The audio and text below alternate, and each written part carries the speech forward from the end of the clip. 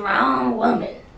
To be a second wife. Yeah, to be a second wife. To be a second baby mother. Just I think anything. it takes, to sit there and have to look at something that's not yours. Yeah. And know, like, because it's no secret. Guys automatically feel like your value goes down based off the amount as soon as you have children, based off the amount of kids you got. Yeah, absolutely. So imagine having a reminder that man got something that ain't got nothing to do with you. That's crazy. I wouldn't do it. That's why I don't talk to people with kids, though. That's just me. That's me. That's why I don't talk to nobody with kids. To this day, it's my first is your first. No. Yeah. I'm not even entertaining that. I would not be a stepmother. Just because, not even to feel like, I would be mean to the child. Like, nothing like that. Absolutely. It's just, why would I even put myself in that position where I have to, like, on holidays, we're trying to figure out, well, who's going to do Christmas where? Right. Or are we doing 2 separate Christmases, or do I have to get a matching set of PJs for 3? Because, bitch, you ain't going over your baby mama house. Okay, you're not going over there. You're not. Unless it's to drop your daughter off. You're not. Unless it's to drop your daughter off and I'm in the car. Right. And that's another thing because of how the baby mama, baby daddy stereotype is, and how, like, people are like, oh, they never stop really dealing with each other. That subconsciously sits in a lot of people without children's heads. Under 5, that relationship alive, baby. Hello? Okay. Very much I can go past that. I can say, if they're 12, but for sure, without a doubt, bump what either party says. Yeah. Under 5. Somebody, it's emotions there. Yeah. Unless it was like a one night stand. That's the only time. I guess. I guess. Because that's happened a lot. I'll go against that. Yeah. That's happened a lot. A lot of oopsies happen. But I don't really be seeing the other side of the oopsies. Because if it was an oopsie and he's absent, it's like, that's worse than some oopsies on the men, they never know. Because of the one night stand, the woman never even had the right proper communication. Yeah, can't never get in touch with contact. Exactly. So it's not some oopsies. It's not that he didn't want to be present. He didn't know. Yeah. I can't hold that against him. Why do you keep that? Yeah, I don't know. That's on the women. That's $1 million. That's on the women. Because they're right there. I'm not gonna say despise. I have a certain disdain towards women who do that to children. Even with the women who have kids after a man tells them they want, like, they should get an abortion. Granted, I'm very much pro-choice. I think you remove your option to say that once you ejaculate it in the wrong spot. Is that true though? Yeah, because like in most cases, especially with the abortion ban, I don't even find out what the motherfucker. A lot of people don't find out till after 6 weeks. Post-abortion ban. I mean, like, but pre-abortion ban. Even if we say pre-abortion ban, I feel like okay, cool. But like once again, why should I have to subject myself, my mental, my body to all of that? Because you ejaculated in the wrong spot. Like I feel like for a guy at least, because there's a lot of this crap they put on us that I won't put like. I can't get pregnant by accident. Yeah. Like, someone did it on purpose. Absolutely. You had to have finished in me in order for that to get there. So can I be advocate on this? So if you finished there, baby, you removed your choice of saying yes or no. Right. So here's my take on that one. Even though I agree, as women, we have to be more vocal about protection. Yeah. So if you as a woman... But if we both remove protection, you can't say I'm wrong for saying that your no overpowers my yes. No, I'm not saying that. I'm just saying, in situations like that where like, okay, he wants you to get an abortion, but you don't want to, and you still want to with the pregnancy. Where my disdain for the women then comes from is when they go through with it, after he's already showed that he does not want that, or, whatever the case may be, they go through with it, and then they do they take him through this roller coaster of BS because they decided to have the kid. That's where my disdain comes from. I'm like, he told you before you even had the baby that he wanted nothing to do with it. I feel like a lot of these foster homes will be filled up to the brim off of that topic. Like, I do feel like after both of us said we don't want it, all right, fuck it. But once again, it's just I don't know. It's like it's too late. Yeah. It's literally too late for you to say you don't want it when it's here. It literally is too after late. It's here, bro. Yeah. It's too late to say you don't want it. Like, it's too late for that. You can say you don't want it, but most of the time they say it before. I don't want this shit either. Yeah. But you wanted it when you said, "Oh, not at me," like that. Oh, I don't say like, that. I've never said the words in my life.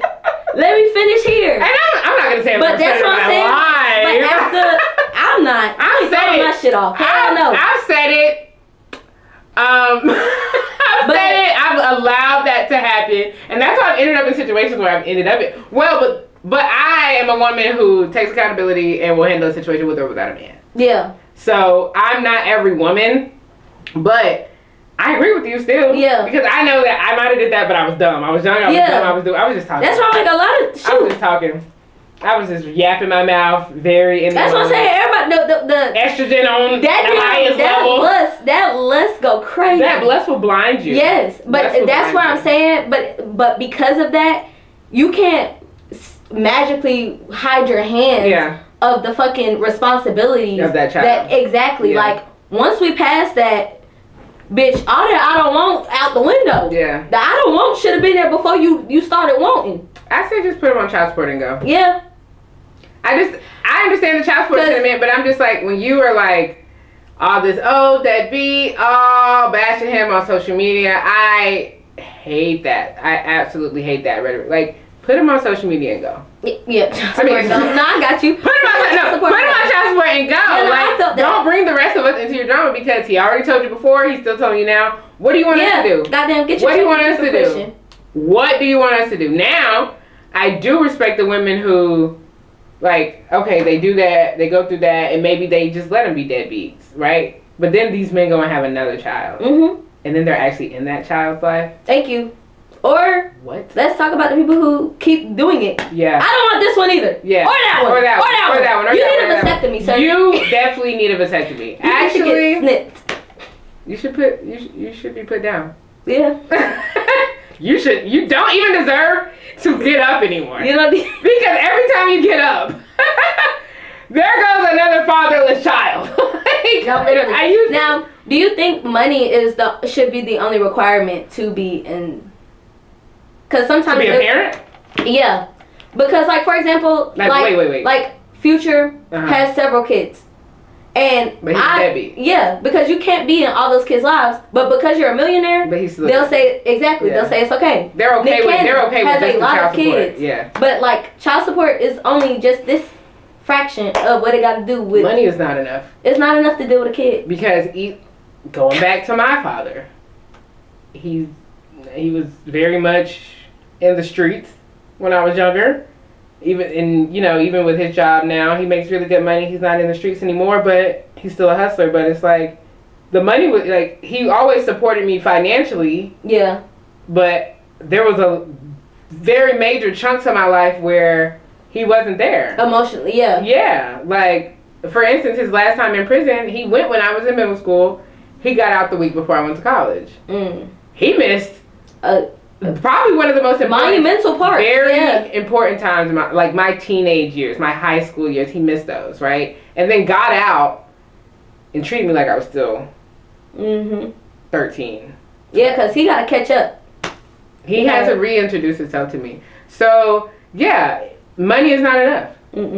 You need to be there, not only just physically to see the child, like you need to emotionally be like in tune with that child. Like you need to try to at least understand them, try to get them to understand, like try to make some type of bond outside of the materialistic thing. Yeah. Because at the end of the day, the money does not matter. Like, because I've witnessed both sides. Like I've witnessed like children who receive like everything up under the sun, like anything that they can, like before they can imagine the thought of what they want, they already got it.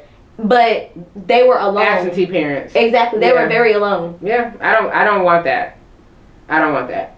When and if the day ever comes for me to have children, I want to be stable enough to obviously have the money to financially make sure their future is good. We don't have to want for anything or need for anything. But I also want to have that connection with my child to where they are safe. They feel safe with me.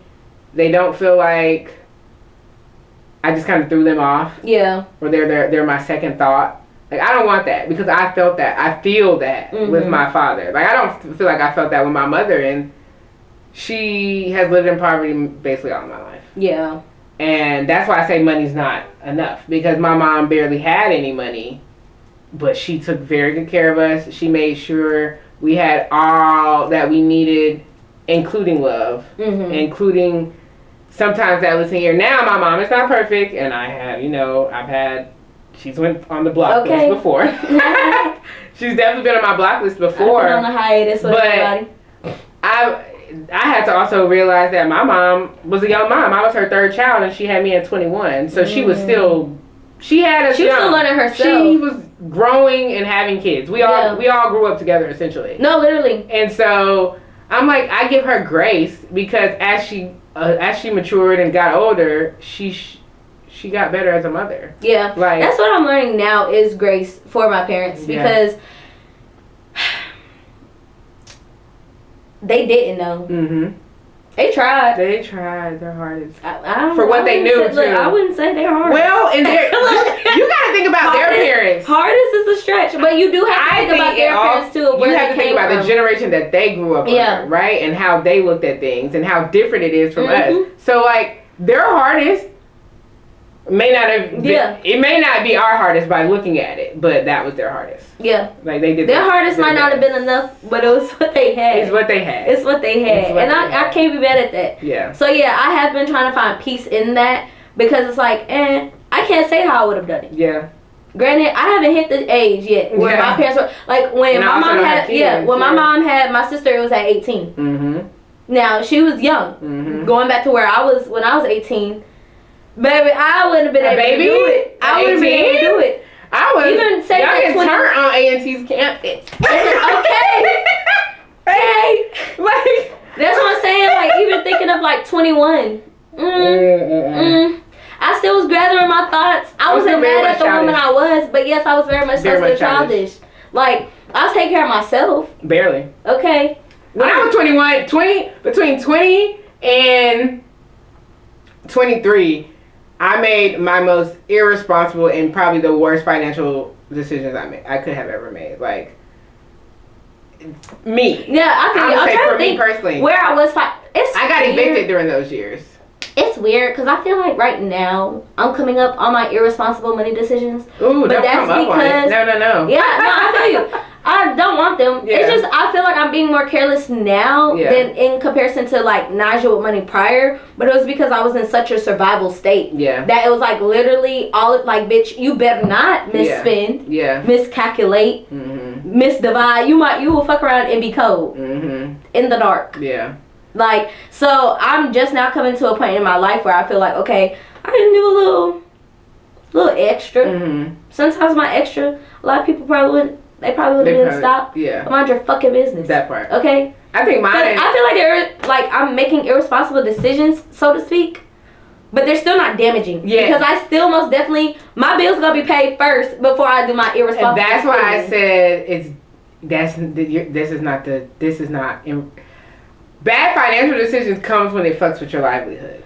Yeah. And when it's damaging. So that's why I said that's. Between 20 and 23, those because like I said, I got evicted. I had the money. I was very much making good money from actually working and my refund checks. But because I was making bad financial decisions, I got behind on priorities. I got evicted. I got a repo. Yeah. Like things like that. You feel me? Those fucked with my livelihood. Yeah, no. Those were damaging to my credit. You know, which still affects me today. Things like that. You feel me? Those fucked with my livelihood. Yeah, no. Those were damaging to my credit. You know, which still affects me today. So it's like that's what I mean by bad financial decisions. We are. I mean, in your explanation. I'm still making bad financial decisions. Yeah. I definitely, for sure, still be spending when I don't need to. Like, I'm better now, but, like, earlier this year, yeah, that's just throw it in the bag, you know? But when it comes to my bills, after the hardships that I've been through, I've been homeless, I've lived in my car, like, I've been pillow to post type shit. That's why I say I can't let my... I can't let my bills when people are like, oh, I don't have it for my... Or, like, just any bill that you're in charge of. Yeah. What do you mean? Yeah. Like that's the first thing I gotta get that paid. The first thing that comes out. I don't look at nothing. I don't care if it's something I want majorly bad. Yeah. I don't need it. It gotta wait. This bill has to get paid. By any means. I can't be in that situation again. Shoot, if my toes gotta go a little bit longer. They go a little bit longer. We ain't got our toes done. I still need my fucking toes done. I've been waiting to get my damn toes done for so long. This don't make no sense. Okay, thank you, because I thought you were about to put the blame on me. No. Because at this point, you told me to go ahead without you. I did. I think it's because it's getting cold, too. I think we were really I don't notice my feet fucked up till I take my shoes off, and I'm like, damn, exactly. my That's toes what I'm done. saying. We were more consistent when it was hot out because our toes were out all the fucking time. Toes, legs, it's my everything manager out. talk about some, I don't know, you just been coming to work looking like nice now. And I'm like, sir, it's fall. Fall clothes eat. Yeah, you gotta get cute for work, Bookie. It ain't fall clothes eat. There are no. You see no boots? There are no cute office outfits for the summer. There aren't. Like, that are work appropriate. That are work appropriate. With how hot it be outside, hell no. There's nothing. No, it's. I will not be cute. I'm so happy I'm remote. Girl. Work from home, because I don't miss having to get up and get dressed for work. I don't miss that. I dislike that about work, but I'm not gonna lie, like, my work from home days be my most annoying, just because of the micromanaging. I'd rather without it, because we are working from home. They're looking for the productivity to look a certain way. I think that's and I'm like, bro, there ain't shit for us to do, and you knew there wasn't shit for us to do. Hybrid jobs definitely do that, because even the company we met at, yeah, they were kind of like they were that. like they micromanaged when we were in the office. They were, but when we were at home, they were worse. So they were horrible. Yeah, so don't miss that. But luckily, my job. They don't micromanage, not a bit. But we also don't have that type of job where you can, honestly, because it's so much administration work. So in a way, they can micromanage. Like, hey, you got. So they don't know until y'all not producing, basically, what y'all are doing. Because it's like there is a lot of administrative to go into that. So it's like hard your to keep, idle can't really count. Exactly. Yeah. Because we are not getting consistent calls back to back during the day. Like I told you, on a good day, I might get 5 calls. On a slow day, I might not get a call at all, but I'm also still making outbounds, and I'm still like doing back end work from like carrier proposals, quotes, DocuSigns, all that stuff. Our managers don't have a way of monitoring that. The only thing they really can effectively monitor is our calls. Yeah. So it's like they can't micromanage us for real, because we're in so many portals. Like, we're minimum 8 portals a day. Yeah. They can't micromanage everything you do. So it's harder for them. Unless they're in teams. Hey, what are you working on now? Okay. Hey, and my manager's not doing that. They just be caring about our mouse moving. Don't let that screen lock. And they don't care about that. Girl, my teams will be in orange. They're not clocking that. Yeah. They're not clocking that. You maybe, like, in your phone system, you got to go out of available for certain things, like for your break and for your lunch. They're not clocking if you're going over. They're not clocking that.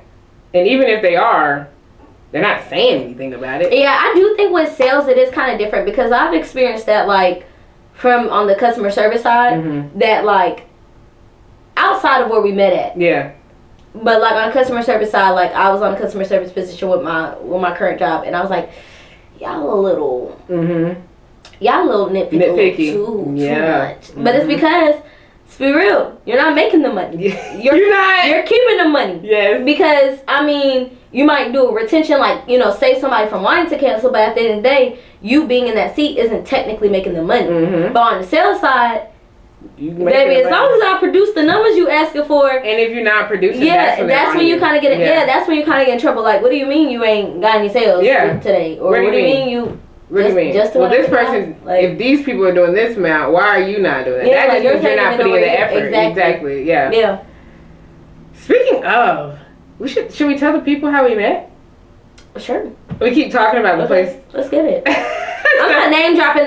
We're not name dropping any. We won't. Company. We won't name drop any companies from what we work for currently, or who we met, who the company. Okay. But if I name drop you, you paid me to name drop you. That part. And this is pretty good, so you might want to. And even if I say the name, we're gonna beep it out. But we met at a insurance job, and we were doing Medicare.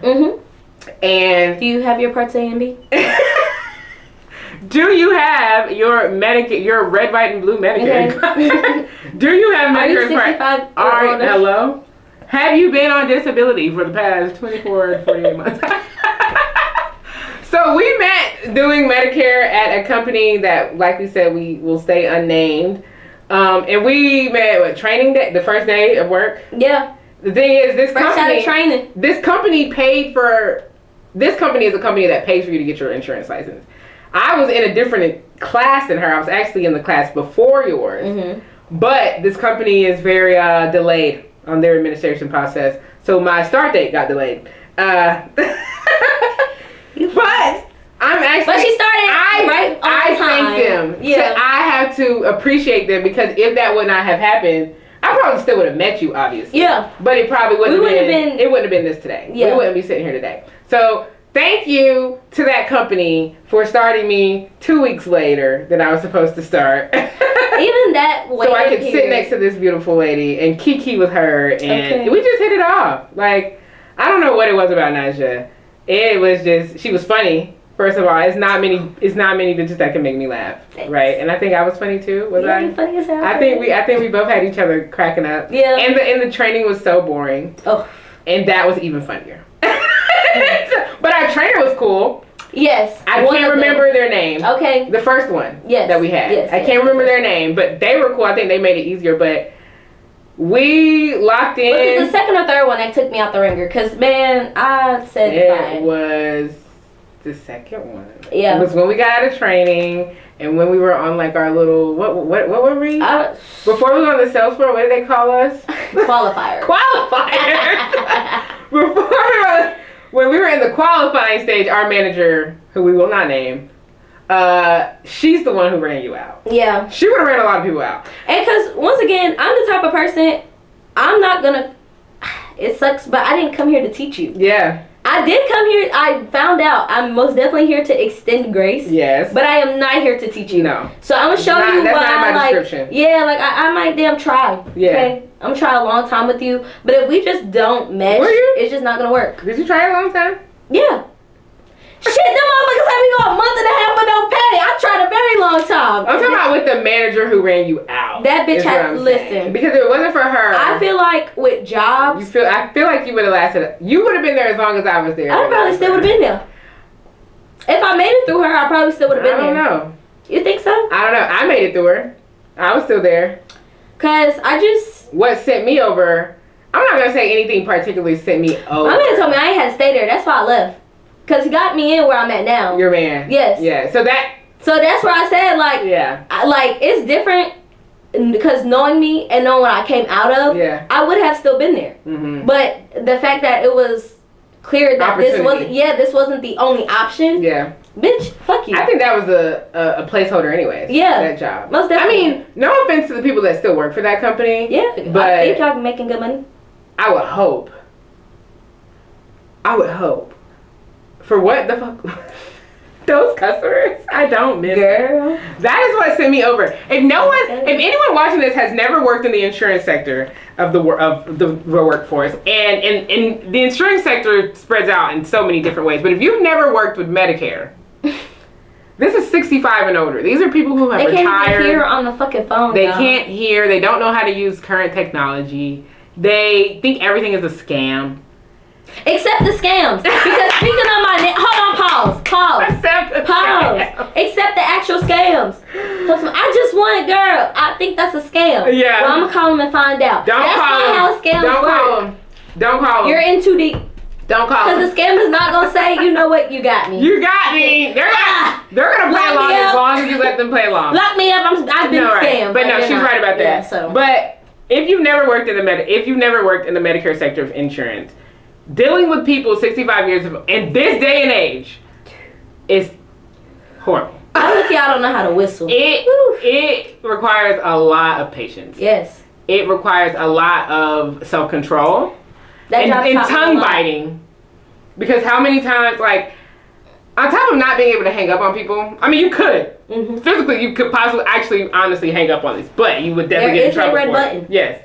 But you would definitely get in trouble for it. They would definitely clock you for that. But dealing with that particular generation, 65 and up, is not for the weak. It's not. They are not me for where I am right now. Yes. Because when I have a older customer and I have to talk them into doing something, I go back to this. But it makes it so easy. Yeah. Especially mine. I'm the only one that can get them through them goddamn contracts like that. Yeah, and it's because, baby, I done talked to one of your asses. Yeah, I can definitely agree with that. Yeah. I can definitely. It definitely helps with my de-escalation because, like, now on the group side, a lot of owners of businesses are older. Yeah. Like, I get younger managers. I get younger owners, but majority of them are older. And you get those ones who, again, technology is not their best. They're very ignorant. They're not up on the times. They don't know that certain things are now offensive, right? And so I've been able to kind of meet them where they're at, but in a way to where it doesn't take them further. It actually helps like calm them down and and make them realize like, oh yeah, this is a human. I should speak with them with some type of respect because I do need her help. I called her. I'm not again on the Medicare side too. We were calling those people. A lot of the calls are us calling them. Like we had to do a lot of convincing on that side of the sector. On mine, I don't have to convince you. You called me. You need this. This is what you want to do. Yes, you have other options, but I'm not going to. I don't have to pull teeth to get you to sign up for these policies because you need. That's how it is. Right? Like, you need it. You know what you're calling. Exactly, you're calling us because you need it. And on that Medicare side, it was like, no, we're trying to get you to switch your plan. Yeah.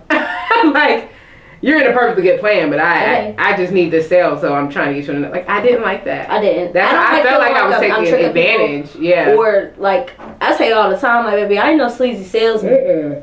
Like I sold cars, used cars. Even then, I was telling them, baby, you should not get these cars. I done seen people squeeze a sale out of no sale, and I don't like that. I can't. Integrity is big. I'm gonna hit quota regardless. I have to always hold on to my integrity at the end of the day, and I think a lot of people do not hold on to integrity, and I think that's sad, especially in the sales field, because it's easy to start taking advantage of people, especially the older people in sales when you don't have any integrity. Yeah. I done seen some crazy things where I'm like, Anywho. But yeah, we met. That's how we met. We met at a job, and she quit first. I did. That was my first time quitting a job. It was so funny because I had went in that office, and first off, before I got in the office, when our manager seen the email. We watched her read it. Yeah, we watched her read it. We were sitting right there. It was the our desk. Y'all know how call centers are set up. And our manager's at the end, and we're sitting right there at the end, like we're right there. She looked at her thing. She looked at me. Looked at the thing again. I know you fucking lying. Literally said, I know you're fucking lying. Come here. I said, you think they fire her the same day. I said, you think you seen it? They fire her the same day. How you fire me and I quit? They talking about something. But guess what? I told her. She did tell me not to put my 2 weeks in. So and let me tell you this, for anyone else out there, because I am definitely the person, I have put 2 week notices in, y'all. Like, I am an advocate that the only time you put a 2 week notice in is if you ever see yourself working for that company again. That's the only time I feel like it is necessary for you to leave on those type of good terms. If you don't want to ever work for this company again, why are you putting in a notice? Because that's the only reason it even matters. Because this is the only reason it matters. Because a lot of jobs will not rehire you if you did not put it in. Yeah. We'll do the consideration. Yeah. So I did it. I didn't do that for that. And then went in the office, and it was like, well, is there anything we can do to keep you? And I'm like, I'm done. What if you would have said, yeah, give me add $5 more onto my pay? I don't think they would have did it. Exactly. That's why I think they wouldn't have gave a fuck that question was dumb. Yeah. I'm like, nah, what can we do to keep you? Pay me more. Yeah, not shit. Well, we can't do that. Well, now we're extra done. Thanks. Okay. It's been great. What did they say? I'm gonna head up out of here. All right, well, enjoy your day. Right. Like she ate. Bitch, it's 95 degrees outside on Thursday. You enjoyed your day. I literally went to You enjoyed your day. Summer had just hit. It just hit. You thought I wanted to be here? Daylight savings had just rolled. Like. That means the nights are longer. Like she was good. She was good. I was there for what, like another month? If I think after you. Yeah. I think it might have been a month or two, a month and a half. I'm gonna give it a month and a half because I was on that was like in between training and actually being on the production floor, and I was on the production floor for like a month. So yeah. Yeah. I don't miss that job though. I don't. Yeah. In short though, guys, keep tuning in. Like, thank you for tuning It's not sweet over here, you know.